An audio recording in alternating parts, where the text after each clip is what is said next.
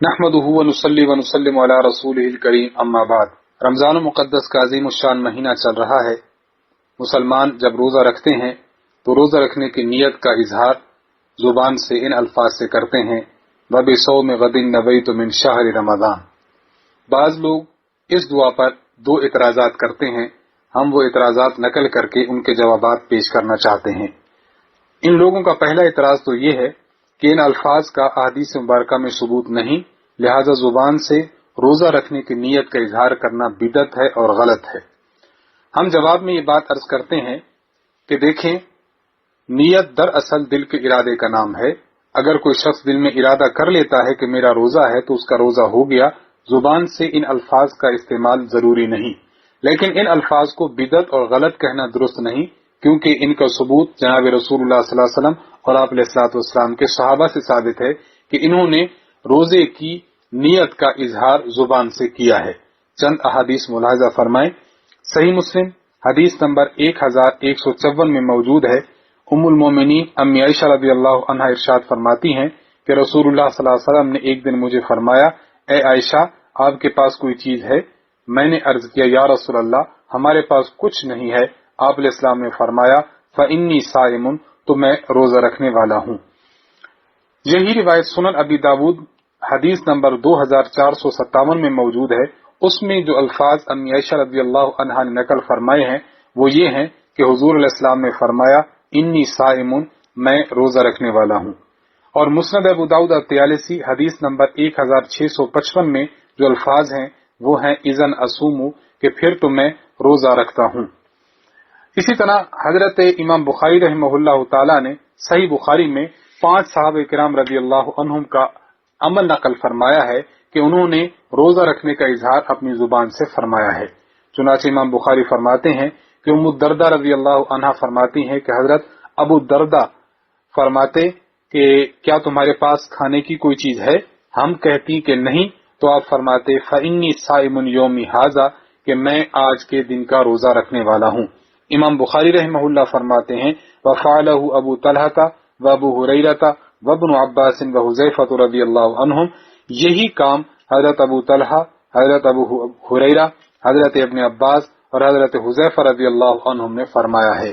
ان روایات سے معلوم ہوتا ہے کہ روزہ تو واقعی دل کے ارادے کا نام ہے، روزہ جو ہے کی نیت جو ہے وہ واقعی دل کے ارادے کا نام ہے، لیکن اس کا زبان سے اظہار کرنا یہ بدعت اور غلط نہیں، یہ جناب رسول اللہ صلی اللہ علیہ وسلم اور آپ علیہ السلام کے صحابہ کرام رضی اللہ عنہم سے ثابت ہے۔ دوسری بات، ان روایات سے خود بخود معلوم ہو جاتی ہے کہ حضور علیہ السلام نے 3 قسم کے الفاظ ارشاد فرمائے، فإنی صائم، انی صائم، اذن اصوم، اور صحابہ کرام رضی اللہ عنہم کے جو الفاظ سامنے آئے ہیں وہ یہ ہیں فإنی صائم یومی ھذا۔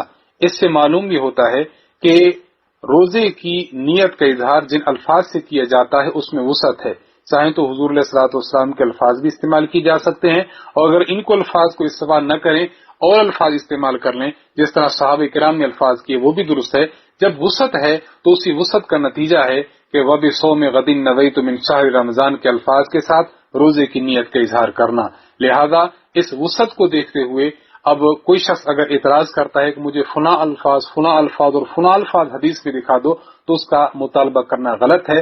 جب وسعت ہے تو جون سے بھی الفاظ آپ استعمال کر سکتے ہیں۔ اردو میں بھی اگر کوئی بندہ استعمال کرنا چاہے کہ میرا روزہ ہے، میں روزہ رکھتا ہوں، آج میرا روزہ ہے، تب بھی درست ہے۔ عربی میں جو بھی الفاظ استعمال کرنا چاہے تب بھی درست ہے، چونکہ وسعت ہے تو وسعت کا نتیجہ یہ ہونا چاہیے کہ الفاظ کا پابند نہ بنایا جائے، اور بحمداللہ تعالی ہم الفاظ کا پابند نہیں بناتے، ہم کہتے ہیں دل کا ارادہ کر لیں تب بھی درست ہے، الفاظ جون سے بھی استعمال کر لیں تب بھی درست ہے۔ لہذا خاص قسم کے الفاظ کا مطالبہ کرنا اس وسعت کے عقیدے اور نظریے کے باوجود ہم سے تو یہ بات درست نہیں ہے۔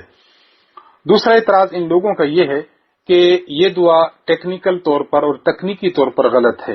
اس کی وجہ یہ لوگ بیان کرتے ہیں کہ دیکھیں، جب بندہ ان الفاظ کو استعمال کرتے ہوئے کہتا ہے وَبِصَوْمِ غَدٍ نَوَيْتُ مِنْ شَهْرِ رمضان، تو یہاں پر لفظ غد ہے، اور غد کا عربی زبان میں معنی آتا ہے کل۔ گویا بندہ یہ دعا کرتے ہوئے نیت کر رہا ہے کہ میں کل کے روزے کی نیت کرتا ہوں۔ روزہ جمعرات کا رکھ رہا ہے اور نیت کر رہا ہے جمعہ کے دن کی، روزہ رکھ رہا ہے اتوار کا اور نیت کر رہا ہے پیر کے دن کی، لہذا تکنیکی طور پر یہ دعا غلط ہے۔ ہم اس کے جواب میں بات عرض کرنا چاہتے ہیں کہ لفظ غد کا ایک ہی معنی نہیں کہ کل کا متعین دن، بلکہ لفظ غد کے دو معنی ہیں۔ اس دوسرے معنی کو جو میں اب عرض کرنے لگا ہوں، علامہ آلوسی بغدادی رحمہ اللہ نے قرآن کریم کی تفسیر روح المعانی میں بیان فرمایا ہے۔ قرآن کریم سورۃ یوسف آیت نمبر 12 میں موجود ہے، ارسلہ معنا غدن۔ حضرت یعقوب علیہ السلام کے بیٹوں نے اپنے والد گرامی حضرت یعقوب سے عرض کیا تھا کہ آپ حضرت یوسف کو ہمارے ساتھ غد بھیج دیں، غد میں بھیج دیں۔ اب غد سے کیا مراد ہے؟ علامہ محمود آلوسی بغدادی رحمہ اللہ تعالی اس کے تحت فرماتے ہیں، وَهُوَ يُطْلَقُ عَلَى الْيَوْمِ الَّذِي يَلِي يَوْمَكَ۔ لفظ غد کا استعمال اس دن پر بھی ہوتا ہے جو آپ کے دن کے آگے ہو، یعنی اس سے مراد کل کا متعین دن ہے۔ وَعَلَى الزَّمَنِ الْمُسْتَقْبَلِ مُطْلَقًا، اور غد کا دوسرا معنی آپ فرماتے ہیں یہ ہے کہ زمانہ مستقبل کو بھی غد کہا جاتا ہے، اور اس کی دلیل بھی خود قرآن کریم میں موجود ہے۔ قرآن کریم سورۃ لقمان آیت نمبر 34 میں ہے، وَمَا تَدْرِي نَفْسٌ مَاذَا تَكْسِبُ غَدًا۔ کسی بندے کو یہ پتا نہیں کہ وہ غدن کیا کرے گا۔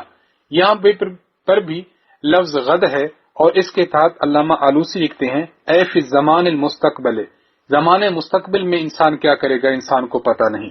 تو ان دو حوالوں سے معلوم ہو گیا کہ لفظ غد کے دو معنی ہیں۔ نمبر ایک، لفظ غد سے مراد کل کا متعین دن، یعنی آج جمعرات ہے تو کل جمعہ، آج ہفتہ ہے تو غد اتوار، آج پیر ہے تو غد کو منگل۔ اور غد کا ایک دوسرا معنی آتا ہے زمانہ مستقبل، یعنی آنے والا زمانہ۔ اب جواب کا خلاصہ یہ ہوا کہ روزہ رکھنے والا یہ کہہ رہا ہے کہ زمانہ مستقبل میں جو زمانہ روزے کا ہے، یعنی طلوع فجر سے لے کر غروب آفتاب تک کے درمیان کا وقت، میں اس زمانے اور اس وقت کے روزہ رکھنے کی نیت کرتا ہوں۔ گویا روزہ رکھنے والا جو طلوع فجر سے غروب آفتاب تک کے روزہ کی نیت کر رہا ہے، اس پر لفظ غد کا اطلاق یہ لغت عرب کی روح سے جائز ہے۔ تو جو لوگ یہ کہتے ہیں کہ غد کا صرف ایک معنی ہے، وہ یا تو جہالت کی وجہ سے دوسرا معنی جانتے نہیں، یا ضد کی وجہ سے دوسرا معنی مانتے نہیں۔